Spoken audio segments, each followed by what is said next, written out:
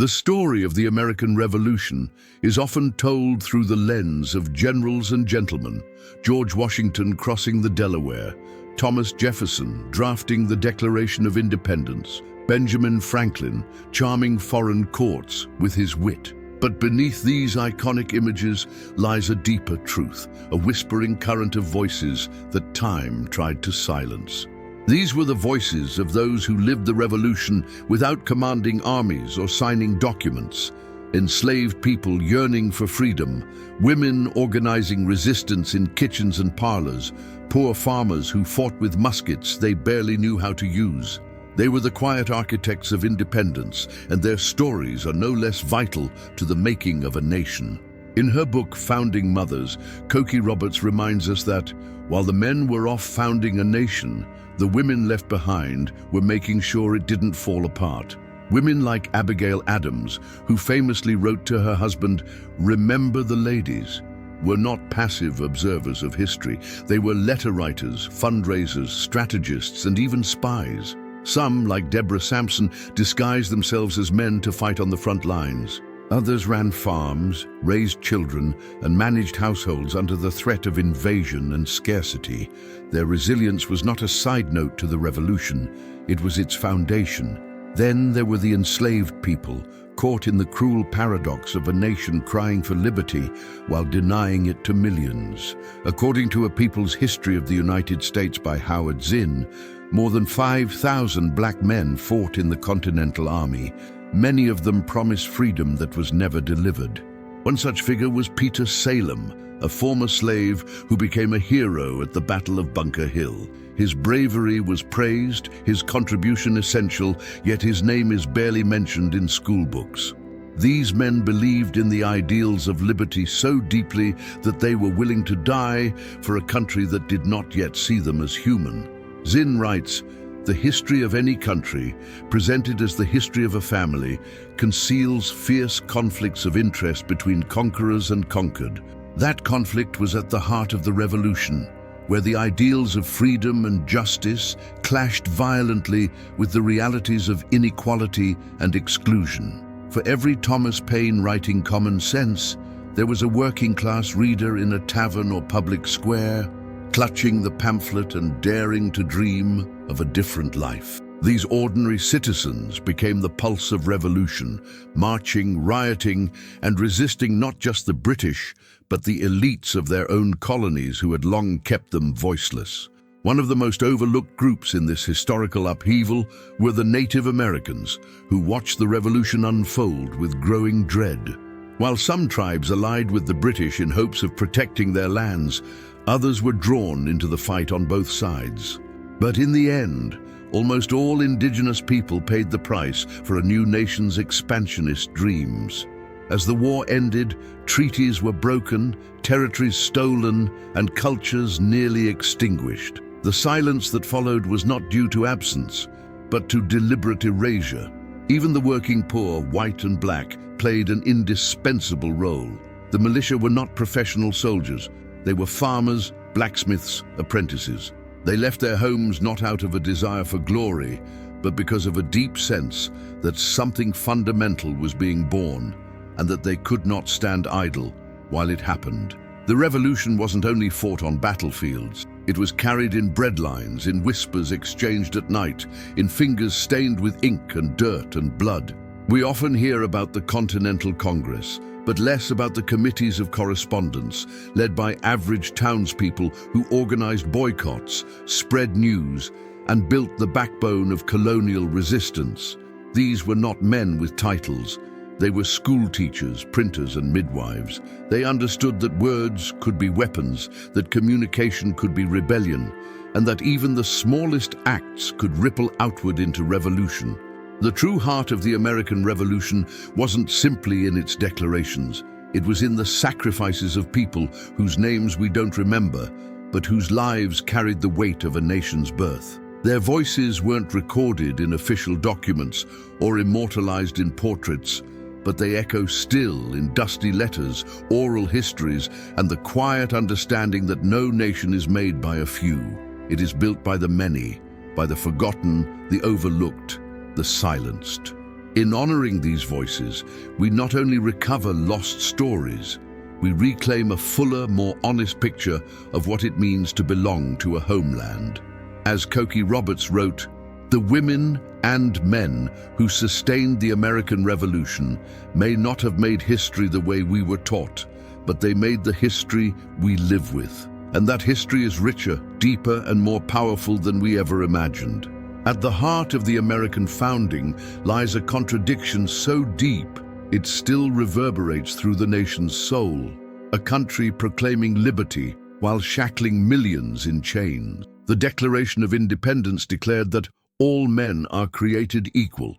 Yet in 1776, nearly 1 in 5 people in the colonies were enslaved. These individuals were not just footnotes to history, they were part of its core, building the economy, shaping its culture, and at times fighting for a freedom they themselves were denied. The silence surrounding their stories is not accidental. It is the product of generations of deliberate forgetting. In his autobiography, Narrative of the Life of Frederick Douglass, the former slave turned abolitionist wrote, "The white children could tell their ages. I could not tell why I ought to be deprived of the same privilege." That single line echoes the depth of the erasure endured by enslaved people, denied not only liberty, but even the dignity of identity. Douglass's story stands as one of the clearest windows into a society that justified its freedom by denying it to others. When the revolution began, many enslaved people saw a window of hope. Both British and American forces offered freedom in exchange for service, a cynical and strategic move that nonetheless revealed the political value of these human lives. In 1775, Lord Dunmore, the British Royal Governor of Virginia, issued a proclamation promising emancipation to any slave who would join the British ranks. Thousands responded. Some historians estimate that as many as 20,000 enslaved people attempted to flee their plantations during the war, many joining the British in hopes of liberation. Others fought for the Americans, motivated by the same dream. In both cases, betrayal awaited many of them. Howard Zinn, in A People's History of the United States, notes that the American Revolution did not radically change the lives of slaves. Instead, the system adapted. New legal frameworks were built to keep slavery intact, even as the rhetoric of freedom expanded. The U.S. Constitution itself, revered as a beacon of democracy, contains within it the infamous 3/5 compromise, counting enslaved people as 3/5 of a person for representation. Not because their humanity was acknowledged, but because their bodies still served the political interests of slaveholders. What followed was a deep entrenchment of slavery into the American fabric. Cotton became the lifeblood of the Southern economy, and with it came the brutal expansion of human bondage. Enslaved families were torn apart in auctions, their fates decided by the flick of a hand or the rise of a price. The promises of the Revolution echoed like a cruel joke in the fields of Georgia and the rice plantations of South Carolina. But even in the depths of oppression, voices rose. Songs became secret maps. Quilts were sewn with hidden symbols. Spirituals carried codes of escape. Resistance didn't always look like open revolt. It looked like endurance, survival, and the fierce protection of culture and community.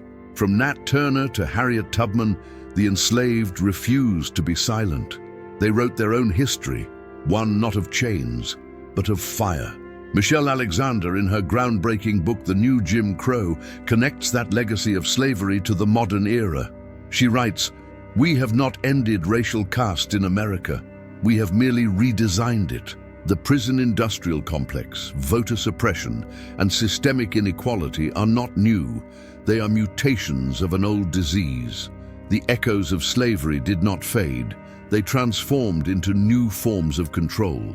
One particularly powerful example lies in the story of the Haitian Revolution, a successful slave revolt that terrified American slaveholders. After Haiti declared independence in 1804, the United States refused to recognize the new Black Republic for decades, afraid the spirit of rebellion would spread.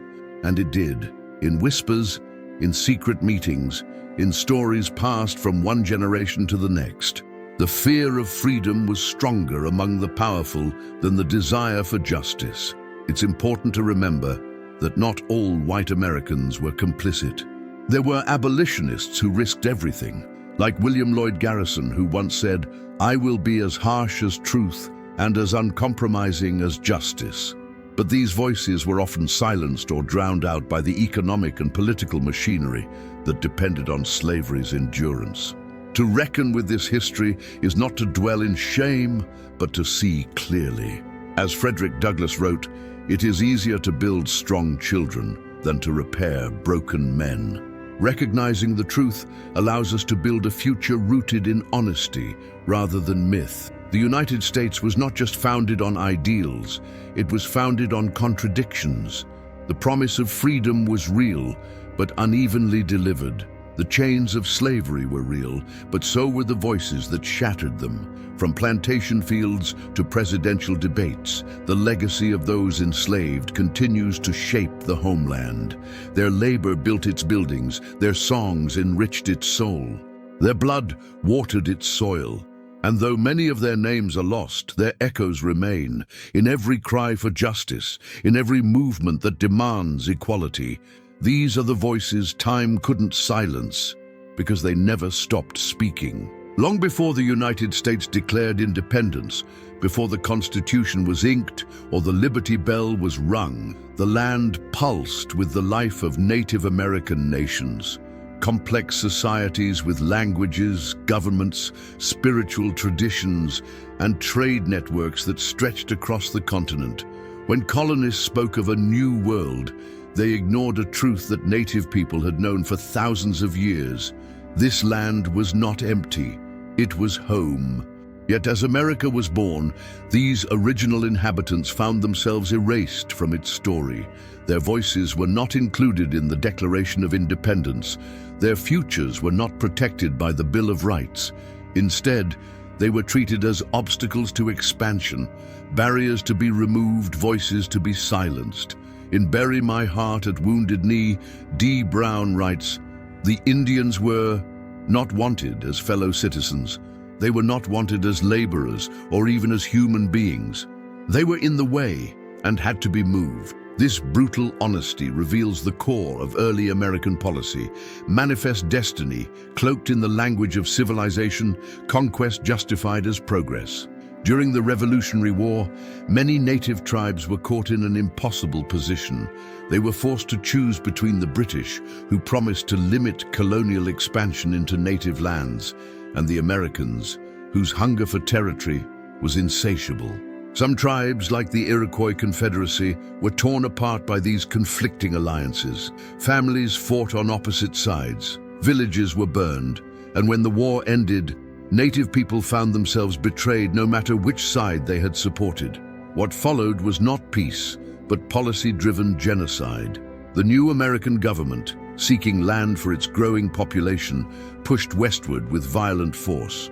In 1830, the Indian Removal Act, signed by President Andrew Jackson, authorized the forced relocation of entire tribes. This led to the infamous Trail of Tears, where thousands of Cherokee, Creek, Seminole, Chickasaw, and Choctaw were marched across hundreds of miles, often in freezing conditions, with little food or medical care. More than 4,000 Cherokee died on the journey. Children were buried in unmarked graves. Elders perished along rivers and ridges. The land that had once been their home was now a graveyard of memories. But even in exile, Native voices endured. They survived in songs and stories, in dances and drumming, in the careful preservation of language and ritual. These were not just traditions, they were acts of resistance. Every time a mother taught her child to speak Lakota, every time an elder passed on sacred stories, they were defying erasure. Throughout the 19th and early 20th centuries, U.S. policies shifted from physical removal to cultural destruction. Native children were taken from their families and placed in boarding schools, where they were forbidden to speak their language or practice their traditions. One superintendent of such a school famously declared, "Kill the Indian in him." and save the man. It was a war against identity, one fought with scissors and chalkboards instead of bullets, yet the spirit of survival persisted. Figures like Sitting Bull and Geronimo became symbols of resistance, not just because they fought with weapons, but because they refused to surrender their people's dignity. In 1877, Chief Joseph of the Nez Perce tribe gave a speech after his surrender that still echoes today. "Hear me, my chiefs, I am tired, my heart is sick and sad. From where the sun now stands, I will fight no more forever." It was not defeat, it was exhaustion after generations of survival. In the modern era, Native activism has continued to rise. The American Indian Movement, IRIM, founded in the 1960s, fought for treaty rights, land reclamation, and cultural restoration. More recently, the Standing Rock protests against the Dakota Access Pipeline brought Native voices back to the national spotlight. The phrase "Mini Wikoni," water is life, became a rallying cry not just for environmental justice, but for indigenous sovereignty. The erasure of Native American history is not accidental. Textbooks rarely mention that more than 500 treaties were signed with Native nations, and nearly all were broken. Public monuments rarely acknowledge the massacres, the stolen children, or the government-sanctioned theft of sacred land. But the truth is embedded in the soil, in the rivers renamed, in the mountains whose original names have been forgotten by most. And yet, despite centuries of silencing, Native voices still rise. In poetry and film, in activism and ceremony, they reclaim space. As Joy Harjo, the first Native American U.S. poet laureate, wrote, "We are still here, surviving, yes, but more than that, we are thriving." Their songs are not only of survival, they are songs of revival. The story of America cannot be told without them. Their languages echo in the names of states and rivers.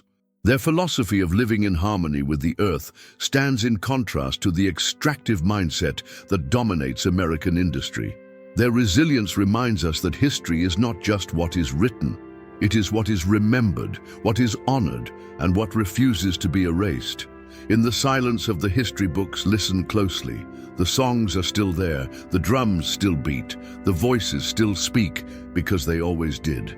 At the edge of the Atlantic, in the shadow of the Statue of Liberty, stood the gateway to America's promise, Ellis Island. For millions of immigrants from Europe and beyond, it represented more than a processing center. It was a symbol of hope, of escape from poverty, war, religious persecution, and rigid social hierarchies. Between 1892 and 1954, over 12 million immigrants passed through its halls, clutching what little they owned, their hearts full of stories and silent prayers. They believed, as so many still do, in the American dream. But dreams, as history shows, are often complicated. In The Warmth of Other Suns, Isabel Wilkerson writes about the Great Migration, the movement of African Americans from the South to the North in search of opportunity. But her words speak to all migrants seeking freedom. They did what human beings looking for freedom throughout history have often done. They left. Leaving meant courage. It meant abandoning familiarity for uncertainty. For Italians, Irish, Jews, slaves, and many others arriving at Ellis Island, America was painted in golden colors, but the reality was industrial gray. After enduring humiliating health inspections and name changes at the immigration station, new arrivals found themselves funneled into overcrowded tenements in cities like New York, Chicago, and Boston. Many were recruited straight from Ellis Island into factories, where they toiled long hours for meager pay, often under dangerous conditions. Child labor was common, fire exits were blocked, accidents were routine. The Triangle Shirtwaist Factory fire of 1911, which killed 146 garment workers, most of them young immigrant women, was a brutal reminder that America's promise often came with a hidden cost. In Out of This Furnace by Thomas Bell, the story of Slovak immigrants in Pennsylvania steel mills unfolds over 3 generations. The book illustrates not only the harsh labor conditions, but also the slow awakening of political consciousness among workers. Bell writes, "This was America. This was what they had dreamed of and come for, and it was a lie. Yet within that betrayal also emerged resilience. Immigrants formed unions, led strikes, and demanded dignity. They began to reshape the very nation that had tried to exploit them. Racial and ethnic prejudice, however, created deep divides. Irish Catholics were met with signs that read, "No Irish need apply." Chinese immigrants, after helping build the Transcontinental Railroad, were banned by the Chinese Exclusion Act of 1882. Jews fleeing pogroms were accused of spreading disease or socialism. Each wave of newcomers was scapegoated by the generation that had arrived just before them, as if citizenship had become a game of survival.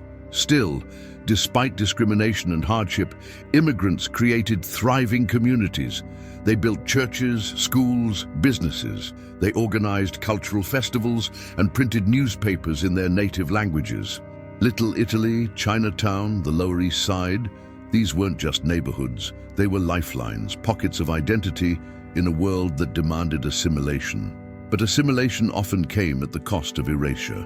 Children were encouraged to stop speaking their parents' languages. Names were shortened or anglicized. Customs were hidden to avoid ridicule. In school books and popular media, real Americans were portrayed as white, Protestant, and English-speaking. Anything else was foreign, suspect, or lesser. Yet these same immigrants fought in American wars, paid American taxes, and built American cities. The First World War intensified xenophobia. German Americans were targeted. The Espionage and Sedition Acts criminalized dissent. In the 1920s, restrictive immigration quotas were passed to preserve the so-called Anglo-Saxon character of the United States. It was a betrayal of the very ideals engraved at the feet of Lady Liberty. Give me your tired, your poor, your huddled masses yearning to breathe free. Still they came, and they stayed, and they fought to belong. The immigrant story is one of heartbreak and triumph, of families divided by oceans, of children crying in strange tongues, of mothers sewing late into the night to afford a better future, but it is also a story of transformation. As each generation planted roots, they changed the landscape, culturally, economically, politically. From labor movements to culinary traditions, from art to architecture, immigrant influence is embedded in the American identity. Today, the echoes of those early struggles remain. Immigrant workers still face exploitation. Families are still separated at borders. Xenophobia still shapes national debates, but the voices of those who came before serve as a testament to what is possible. They whisper from photographs, from faded letters, from Ellis Island's silent walls. They remind us that America was never a finished product. It was a patchwork, woven by those who dared to believe that even broken dreams were worth chasing. In their sweat and sacrifice, they built more than railroads and factories. They built the promise that others might one day find their own place to stand. Their stories, once dismissed as background noise to the main narrative, now demand to be heard, because without them, the story of America is not only incomplete, it is untrue. The struggle for civil rights in the United States is often portrayed through the lens of major milestones: Brown versus Board of Education, the March on Washington, the Civil Rights Act of 1964. But beneath these towering moments lies a network of quieter, often unacknowledged courage. It is a story not just of legislation and speeches, but of people, mothers, ministers, teenagers, who risked everything for dignity. This was a movement built not only on outrage, but on love, patience, and relentless faith in the human spirit. W.E.B. Du Bois, in The Souls of Black Folk, warned that the problem of the 20th century is the problem of the color line. Writing in 1903, he foresaw a century shaped by racial division, but also by the resistance to it. Du Bois gave voice to what it meant to live in a nation that both promised freedom and denied it daily to its black citizens. He described a double consciousness, the tension of being black and American, of loving a country that did not yet love you back. As the 20th century advanced, that tension exploded into action. The Montgomery bus boycott of 1955 was sparked not just by Rosa Parks refusing to give up her seat, but by a network of women like Joanne Robinson and organizations like the Women's Political Council who had been preparing for such a moment. The boycott lasted over a year, supported by thousands of ordinary black citizens who walked miles to work each day. Their quiet defiance became one of the most effective acts of resistance in American history. In Parting the Waters, Taylor Branch recounts the rise of Martin Luther King Jr., not as a solitary genius, but as part of a movement fueled by collective sacrifice. He details how church basements, barbershops, and living rooms became planning centers for revolution. King's voice was powerful, but it carried the hopes and demands of a community long silenced. The Student Nonviolent Coordinating Committee, SNCC, composed mostly of young college students, organized sit-ins at segregated lunch counters. They endured beatings, arrests, humiliation, all without retaliation. One SNCC member, John Lewis, later said, "We were determined to bring the nation to its senses and to awaken a sense of morality."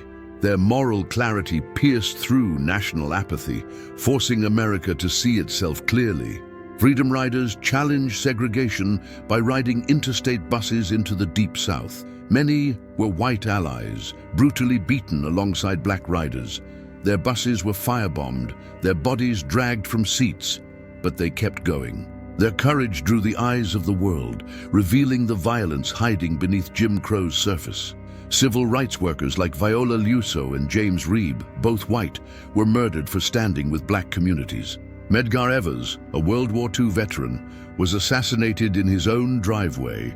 The price of justice was blood, and yet still they marched. From Selma to Montgomery, from Memphis to Washington, the streets filled with footsteps of hope and defiance. Music played a central role in sustaining the movement. Songs like "We Shall Overcome" and "Ain't Gonna Let Nobody Turn Me Around" became anthems of resilience. These weren't just melodies, they were shields, rituals, calls to heaven. They reminded marchers that they were part of something bigger than fear, something sacred. One of the most overlooked elements of the civil rights struggle was the role of women. Fannie Lou Hamer, who famously declared, "I'm sick and tired of being sick and tired," helped organize Mississippi's Freedom Summer and testified before Congress about the horrors of voter suppression. Her voice shook the walls of power. Ella Baker, often working behind the scenes, believed strong people don't need strong leaders. She mentored a generation of activists, emphasizing grassroots organizing over charismatic authority. The Civil Rights Act of 1964 and the Voting Rights Act of 1965 were legislative victories, but they didn't end the struggle, they redefined it. After the cameras left, after the marches ended, the fight continued in school boards, police stations, courtrooms, and neighborhoods. The movement never really ended. It evolved. In Between the World and Me, Ta-Nehisi Coates writes to his son, "Here is what I would like for you to know. In America, it is traditional to destroy the black body. It is heritage." His words echo the fears of past generations while affirming the need for a new one to keep marching. The fight for civil rights was never just about laws. It was about the value of a life, the sanctity of a voice. Today, movements like Black Lives Matter carry forward that legacy. They draw upon the strategies of the past, nonviolent protest, grassroots organizing, and storytelling, while confronting new forms of systemic injustice. Social media has replaced mimeograph machines. Hashtags have replaced flyers. But the message remains the same. We will not be silent. The voices that led the civil rights movement were not mythical. They were human. They trembled. They feared. And still, they rose. Their courage was not the absence of fear, but the refusal to let fear dictate history. They moved not just mountains, but minds. In honoring them, we must understand that progress is not linear. Each generation must choose to carry the flame forward, because the march isn't over. The dream isn't finished, and the voices that once shook a nation still echo, demanding to be heard, remembered, and followed. The The story of America was never meant to be a closed book. It was never finished in Philadelphia in 1776, nor perfected with the Emancipation Proclamation, nor concluded at Selma.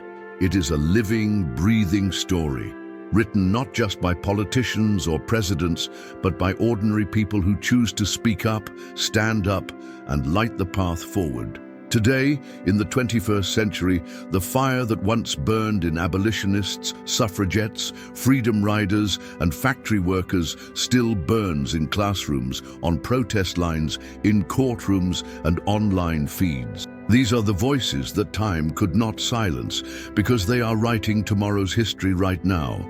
In Between the World and Me, Ta-Nehisi Coates writes to his son with searing honesty about what it means to live in a black body in America. He writes, "You must always remember that the sociology, the history, the economics, the graphs, the charts, the regressions all land with great violence upon the body. This isn't metaphor. It is the lived experience of countless Americans today, those navigating systems built on exclusion, inequality, and inherited pain. But Coates is not alone. He is part of a wave of modern thinkers, writers, and activists reclaiming the narrative from within. Movements like Black Lives Matter emerged not from politicians or celebrities, but from everyday people unwilling to accept silence in the face of state violence. After the deaths of Trayvon Martin, Michael Brown, Breonna Taylor, and George Floyd, the streets of America filled with voices.